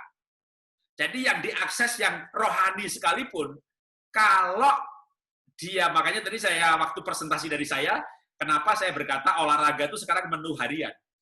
Karena adanya gadget. Gadget membuat kita kurang bergerak. Makanya olahraga itu sekarang harus setiap hari. Nah, ketika olahraga harian, maka gadget yang dipakai positif pun tidak berdampak negatif. Tapi kalau kita gadgetnya buat dagang, cari duit, pelayanan, khotbah gitu, tapi nggak pernah olahraga, rusak juga itu badan. Ya, jadi gadget bukannya nggak boleh, tapi gimana menggunakan gadget dengan baik. Bahkan kalau mau jadi pemain saham, mau jadi seorang gamer pun nggak masalah. Ya, yang penting gamer profesional yang produktif. Jadi bukan orang yang adiktif. Ya, lanjutkan pertanyaan yang lain. Bagaimana dulu Bapak perbaiki hubungan dengan anak perempuan Bapak yang dulu nggak mau dekat? Terima kasih. Oke, saya lagi yang ditanya. Gantian, bentar, boleh lompat 1 pertanyaan dulu, biar istri saya jawab.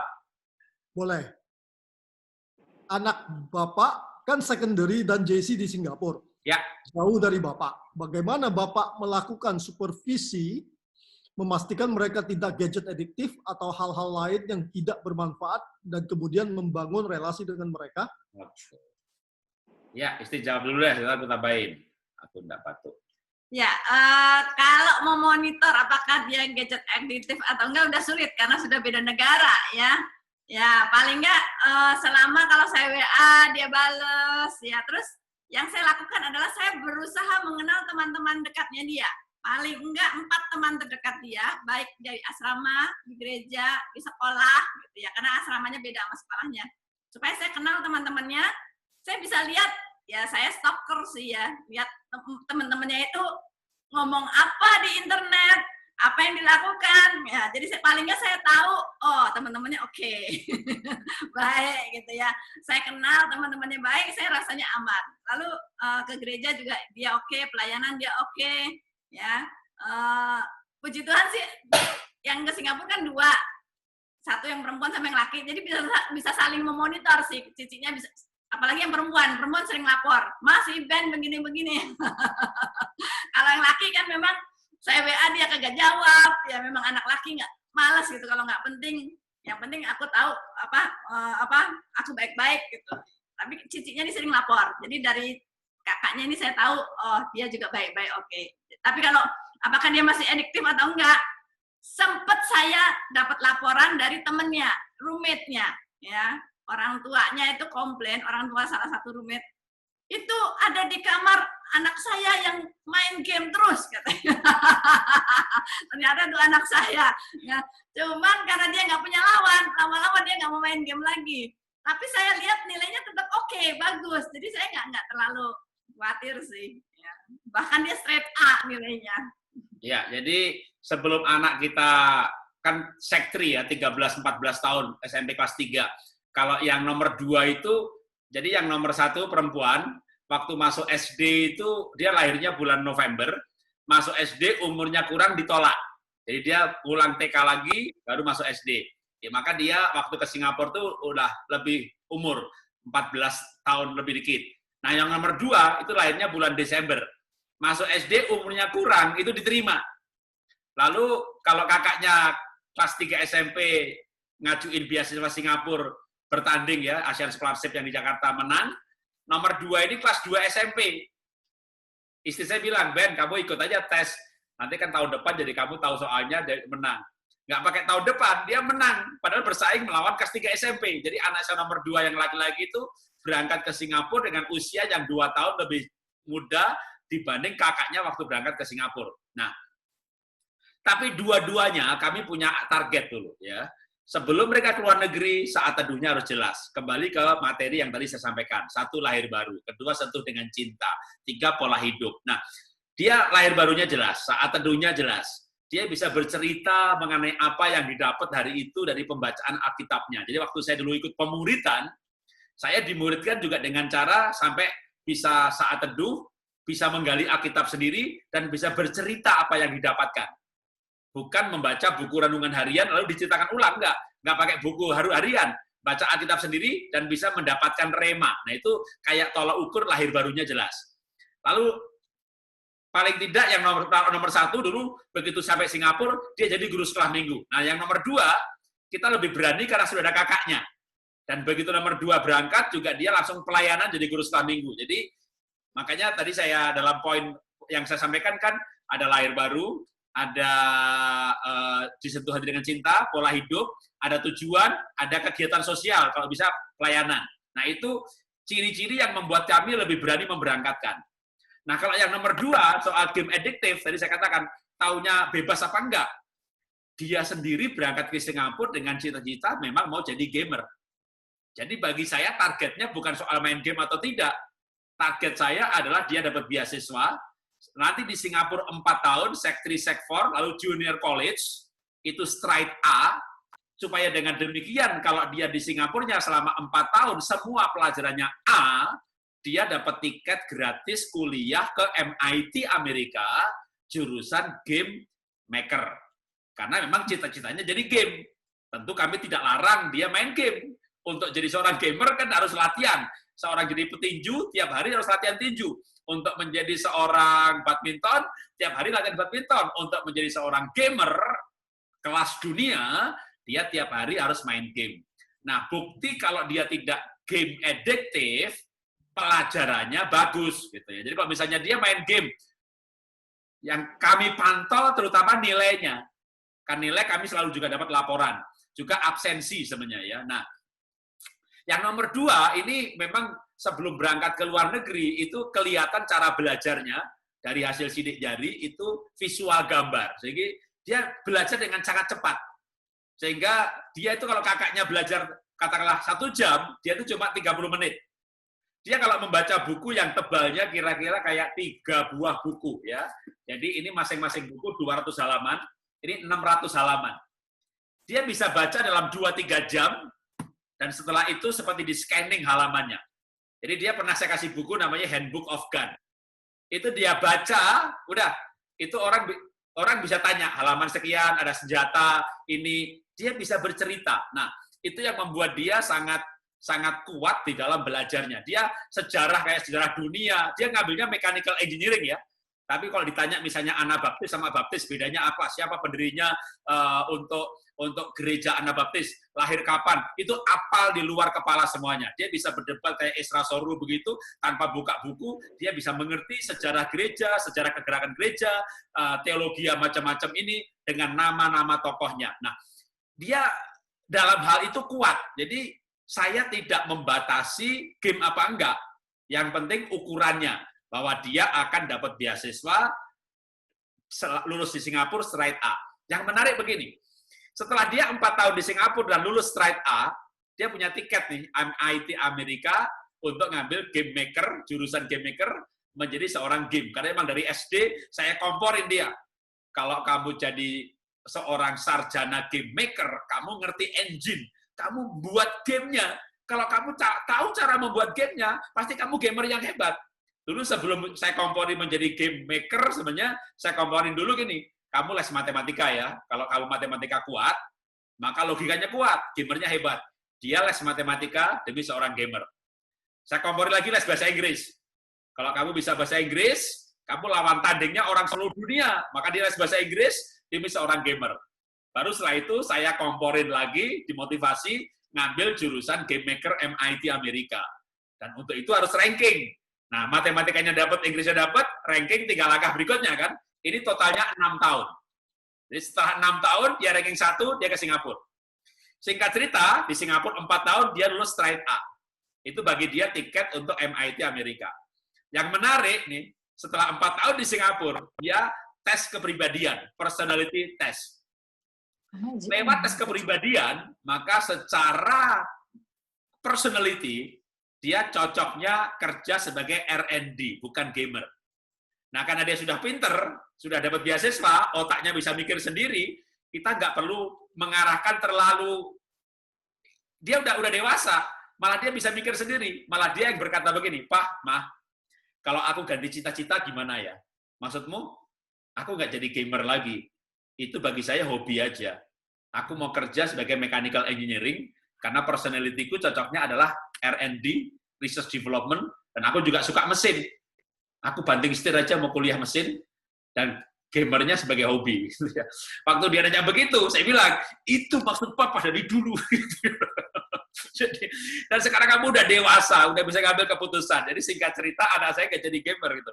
Tapi dia sampai nggak jadi game sebagai pekerjaan gitu ya. Tapi game sebagai hobi. Nah, itu bagi saya, menurut saya juga salah satu ukuran. Dia addictive atau tidak, dia bisa mengerti bahwa ini sebagai hobi saja, bukan sebagai bagian hidup yang seluruh. Jadi dia selama kuliah itu emang main game, bahkan dia jadi joki buat teman-temannya.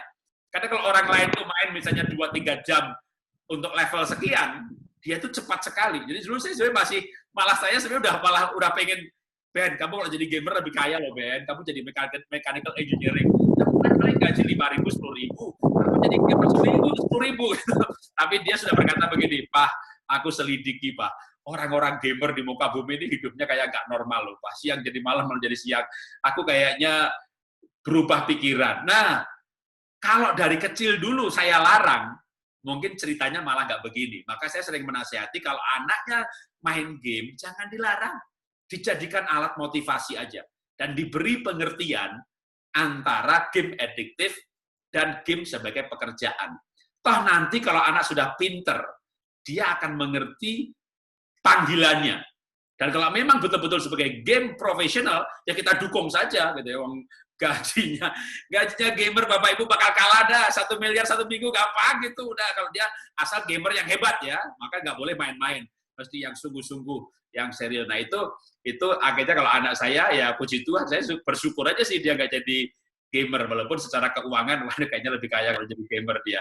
Tapi dia akhirnya sebagai hobi saja. Jadi kalau memang dia sudah punya tujuan, maka tadi ingat dalam poin yang saya sampaikan, lahir baru, disentuh hatinya, gambar diri, mindset, pola hidup, tujuan hidup. Nah, kalau tujuan hidupnya sudah jelas, maka sebenarnya game itu hobi atau pekerjaan, itu akan lebih mudah. Tapi tanpa tujuan hidup, itu akan susah. Bahkan dia kalau nggak punya nilai hidup, nanti main game pun hanya sekedar uang, wah itu makin besar duitnya, makin besar adiktifnya. Jadi kita perlu mengisi nilai hidup itu yang lebih penting. Ya, silakan dilanjutkan.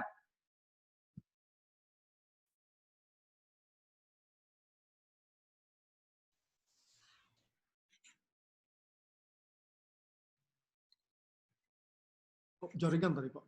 Oh iya. Silakan, Pak.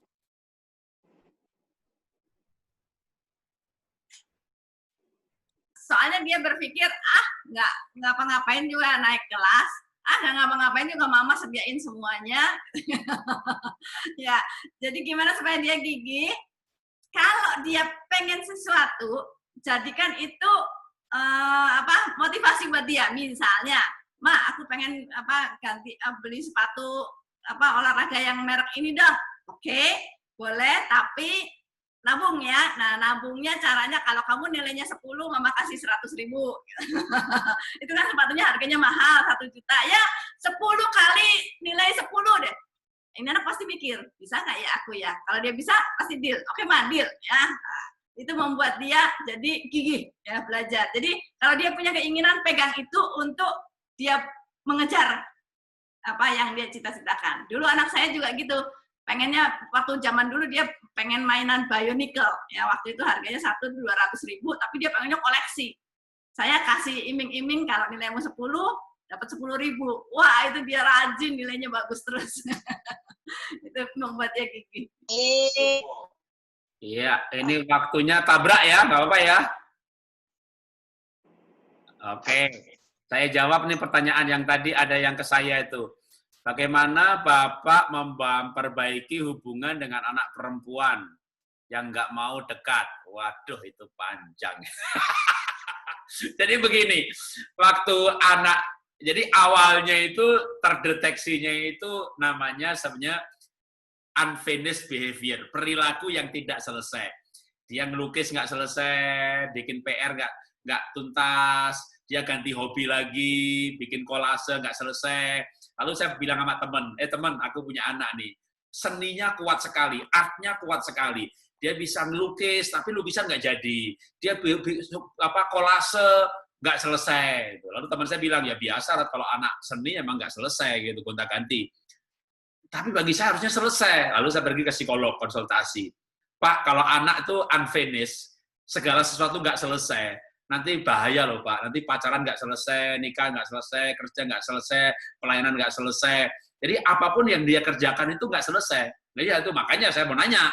Lalu anak saya dites. Nah sama-sama gejala, sama-sama perilaku, simptom, akarnya belum tentu sama ya. Nah, makanya setiap pribadi harus dibawa untuk tes. Nah waktu anak saya dites, anak yang tidak selesai ini karena psikologinya, kedewasaan psikologinya nggak selesai. Nah, kedewasaan psikologi nggak selesai karena figur ayah yang tidak menyelesaikannya. Jadi anak saya figur ayah itu kurang. Dalam arti saya bapak yang jauh. Nah, ciri kalau saya bapak yang jauh, ya tadi, anak digandeng nggak mau, gitu ya. Dan saya waktu ngobrol sama teman juga, sama Pak, anak saya kalau udah remaja ya biasa lah digandeng nggak mau. Kalau kita bilang biasa, kita nggak cari solusi. Kita anggap kalau kita anggap ini masalah, nah kita kan cari solusi. Biasa, yang nggak cari solusi. Maka saya anggap ini masalah. Nah, anak saya digandeng nggak mau, dirangkul nggak mau, berarti ada masalah. Lalu akhirnya saya mendekati. Wah, ternyata dekati anak remaja itu nggak gampang, ya kan? Apalagi perempuan. Jadi kalau dia pergi, yuk tak ajak ke mall, nggak mau, saudara. Tapi kalau istri yang ngajak mau, akhirnya saya sama istri rundingan. Yuk kita ke mall. Kan nomor 1, nomor 2 udah ke Singapura. Jadi yang 3 nih, yang nomor 3 perempuan, masih di Jakarta. Jadi kalau kita pergi, bertiga dia mau, gitu ya. Tapi kita janjian nih. Saya bilang begini sama istri, nanti kalau anak nanya kamu sebuah pertanyaan, kamu jawab 1-2 kalimat. Lalu kamu bilang begini, ini sih menurut mama, nggak tahu kalau menurut papa. Gimana Pak? Gitu ya. Nah, sengaja dia lempar bolanya ke saya jawab, gitu ya. Supaya lama-lama nanti anak itu bicaranya sama saya. Karena kalau enggak, dia cenderung dekat sama istri. Jadi anak ini jauh dengan saya, dekat sama istri. Itu butuh waktu kalau dipercepat, ya, kira-kira 2 tahun ya, tapi ini dipercepat. Mulai dari cara bicara begitu. Lalu pergi ke mall. Sampai di mall, istri saya itu sengaja. Mama cari vitamin, mama cari buah, gitu ya. Ya. Lalu dia pergi. Nah, pas pergi, HP-nya dimatikan. Mau nggak mau itu anak dengan saya, gitu. Nah, saya itu harus mendampingi dia. Jadi kita nggak boleh sebagai ayah itu begini, ini duit ya, Papa tunggu di coffee shop ya, kamu beli apa yang suka, nanti ketemu di sini. Enggak, saya harus di sebelahnya loh. Masuk toko, keluar toko, masuk toko, keluar toko, masuk toko, pegang-pegang baju, pegang-pegang. Waduh, saya baru tahu yang namanya nganter perempuan itu ternyata pencobaan yang besar yang namanya nganter perempuan ke mall. Kenapa? Karena perempuan ke mall yang dicari nggak jelas. Kalau laki-laki itu ke mall yang dicari jelas, pengen celana kolor, pergi ke toko kolor, beli kolor, selesai minum kopi, pulang. Perempuan itu masuk toko, keluar toko, masuk toko, keluar toko. Semua baju dipegangin, kagak ada yang dibeli-beli. Yang dicari tidak jelas. Ketika ditanya, kamu beli apa? Ya nggak tahu, biar lihat. Lihat. Itu hari demi hari, saudara. Itu hari demi hari. Ternyata dekati anak perempuan susahnya minta ampun. Menurut saya dekati anak laki-laki lebih gampang. Ajak minum kopi, nongkrong bareng, lalu nonton film. Nggak gampang. Nah, menurut saya, udah, susahnya minta ampun. Tapi singkat cerita, ya dengan cara begitu dari hari ke hari, dari minggu ke minggu. Kalau itu Sabtu dan Minggu malam kami biasa ke mall, aduh Jumat sudah stres nih, aduh besok ke mall. Nganter itu perempuan. itu udah gampang, Troy ya. Tapi ya memang semuanya susah. Tapi susah itu berarti bisa, cuma susah. Nah, kalau susah dari kecil saya udah susah hidup ini. Jadi ya kita teruskan sampai bulan demi bulan sampai dekat. Begitu dekat saya bisa ke Melbourne. Nah, akhirnya anak saya nomor 3 ini kuliah ke Melbourne. Saya bisa ke Melbourne sendirian, istrinya nggak ikut, malah emang sengaja. Kalau diikut nanti dia ngobrol sama dia terus, aku dikacangin gitu kan. Jadi saya ke Melbourne gitu, saya bilang istri, kamu nggak usah ikut ya gitu. Saya pergi nengok anak saya perempuan, saya tinggal di tempat kosnya. Itu kosnya ada 4 perempuan semuanya. Lalu anak saya tapi bilang, aku izin temanku dulu, boleh apa enggak kalau papa nginep di sini gitu. Boleh Pak, tapi nggak boleh lebih 5 hari. Ya udah nanti papa sisanya ke hotel. Pokoknya udah saya nginep di kamar tamunya tuh. Jadi udah di kamar pojok tersendiri gitu tuh. Temennya ya nggak tahu deh, terserah. Pokoknya penting saya bisa tidur sama anak walaupun beda kamar ya. Anak di kamar, saya di ruang tamu. Tapi dari pagi kita bisa olahraga bareng, saya dibuatin sarapan, lalu dia kuliah, saya syuting, pulang kuliah, kita minum kopi lagi. Udah kayak sahabat aja bener-bener. Yang biasanya itu anak sama istri saya. Tapi begitu dekat, saya bisa loh sebagai bapak dengan anak perempuan itu berhari-hari tuh. Makan pagi bareng, olahraga bareng, jalan bareng, ngafe bareng. Bahkan saya tinggal di tempatnya. Saya yakin nggak semua anak perempuan ngasih tuh bapaknya tidur di kosnya. Tapi itu, waduh dulu, saudara susahnya minta ampun, kalau digadeng tangan aja nggak mau. Jadi tidak mudah, terus terang tidak mudah. Tapi ya terbukti bisa sih deketi anak dengan cara ya kita dulu pertama kali waktu istri gak ikut nih, saya pergi hanya berdua nih, waktu belum deket nih, saya ajak ke mall, itu anak saya duduknya di belakang, sampai saya sempat marah, loh papa bukan sopir, kamu jangan duduk belakang dong gitu ya. Tapi begitu marah, lain kali dia nggak mau sama saya, jadi nggak boleh marah memang. Untuk dekati relasi itu nggak boleh marah, buang pikiran bahwa aku bapak, kamu anak, itu enggak, tapi aku butuh bersahabat dengan kamu. Jadi memang kadang-kadang kita nggak sanggupnya untuk mikir begini loh. Kita tuh berpikir begini, yang butuh tuh aku atau kamu gitu kan. Kamu nggak tak bayari berhenti tuh sekolah. Gitu kan. Kamu nggak tak piara mati lu kamu. Jadi kita tuh berpikir bahwa anak butuh kita. Udah buang pikiran itu. Taruh di otak kita, aku butuh kamu. Jadi kalau kita nggak mikir yang butuh, kita tidak akan cukup rendah hati untuk jadi sopirnya. Dan kita tidak akan cukup rendah hati untuk temenin dia masuk toko demi toko hanya untuk mendampingi dan akhirnya bayarin. Loh kan kita yang bayari, dia butuh saya. Enggak, kita yang butuh dia. Nah dalam posisi seperti itu nanti baru kita bisa bersahabat karena kita menurunkan diri kita. Kayak Tuhan Yesus menurunkan jadi manusia, baru bisa bersahabat dengan para muridnya. Itu mungkin yang menurut saya dari anak laki-laki nangani game adiktif bagi saya dulu nggak susah-susah banget. Walaupun cukup susah, tapi nangani anak yang perempuan yang hubungannya jauh, kalau saya harus mengenang kembali, itu lebih berat. Tapi ya, puji Tuhan, Tuhan kasih pengalaman, akhirnya bisa. Ya, apakah masih ada yang belum terjawab? Ya, luar biasa ya. Mari kita semua berikan tepuk tangan dulu. Ya. Jadi kita bersama-sama kita katakan thank you very much ya, Pak Jarod dan Ibu. 1, 2, 3. Thank you very much. Thank you Bu Esther. Thank you Pak Jarod. Thank you Pak Jarod. Thank you Pak Lugimin. Thank you Pak Lu, thank you Pak Wir dan semuanya. Ryan, thank you. Ya, lain kali bikin seminar lagi kalau pertanyaannya masih banyak. Ya, ini sepertinya ini memang sesinya sesi yang maraton ya. Ini kalau di Medan Pak Jarod kayaknya perlu beberapa hari. Ya. Sekarang nggak perlu ke Medan, cukup dari kamar. Saya katakan kepada Pak Jarod ini memang ada juga kelebihannya saat ini ya, karena kalau dulu kita ngundang Pak Jarod setahun paling dapat sekali aja ya. Sekarang 3 minggu. Luar biasa ya. Terima kasih Pak Jarod untuk kebersamaannya dengan kita yang saya percaya sangat menjadi berkat karena dengan begitu banyaknya pertanyaan itu menunjukkan kasih dan perhatian dari orang tua kepada anak-anaknya yang rindu anak-anak itu dididik dengan baik ya. Dan saya percaya ini adalah permulaan yang baik untuk kita Zoom online. Terus terang Pak Jarod itu waktunya begitu padat ya. Kalau Bapak Ibu lihat hampir setiap minggu itu ada beberapa hari selalu ada kegiatan Bahkan tadi kami mendengar sebelum kita Zoom saja, Pak Jarod juga ada program sebelumnya. Ya, betul ya Pak Jarod? Ya. Nah, jadi waktu yang begitu. Nah, yang pertama itu intinya itu adalah relasi. Jadi semua itu berbicara relasi. Hubungan kita dengan Tuhan dan hubungan kita dengan keluarga. Jadi harus ada time, ada waktu yang kita sediakan. Jangan karena karir, jangan karena terlalu banyak kegiatan di luar, keluarga itu Bapak Ibu tidak memiliki waktu yang cukup.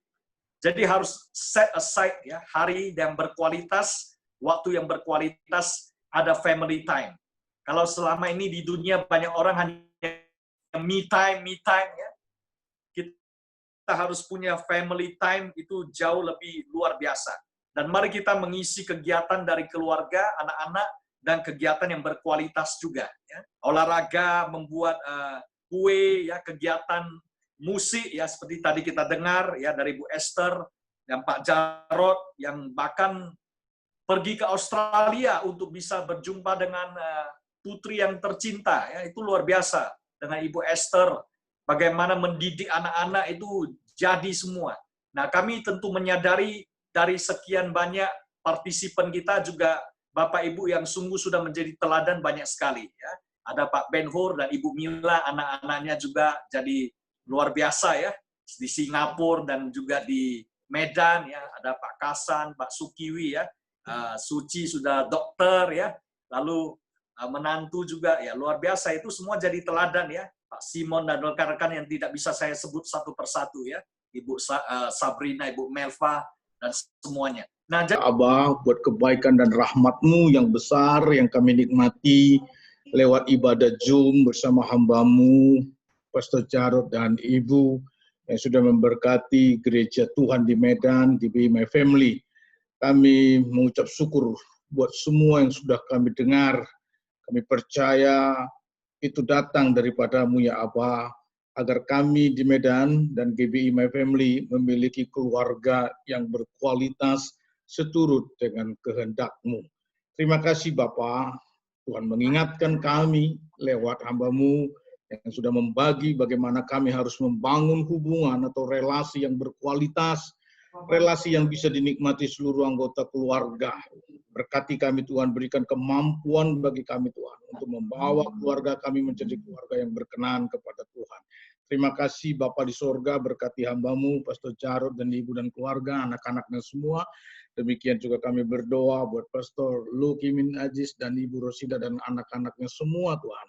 Berkati hamba-hamba-Mu ini, tambah-tambahkan kasih karunia, hikmat dan pertolongan-Mu ya apa ada bagi hamba-hamba-Mu ini dalam semua tanggung jawab, dalam semua apa yang emban. Terima kasih Bapak, juga berdoa secara khusus buat seluruh keluarga besar GBI My Family, seluruh keturunan kami, anak cucu kami Tuhan.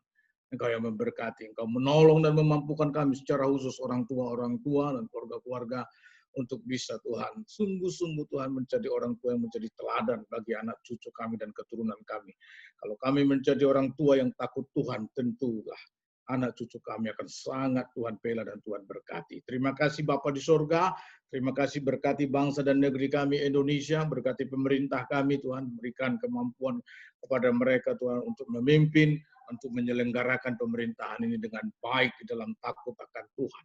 Kami juga berdoa Tuhan untuk keadaan-keadaan yang ada di tengah-tengah bangsa kami berdoa Tuhan, segera Tuhan ada jalan keluar untuk banyak persoalan dan keadaan, untuk bisa merecovery keadaan-keadaan ini dan kembali memulihkan situasi-situasi baik ekonomi, baik semuanya Tuhan, kesehatan terlebih.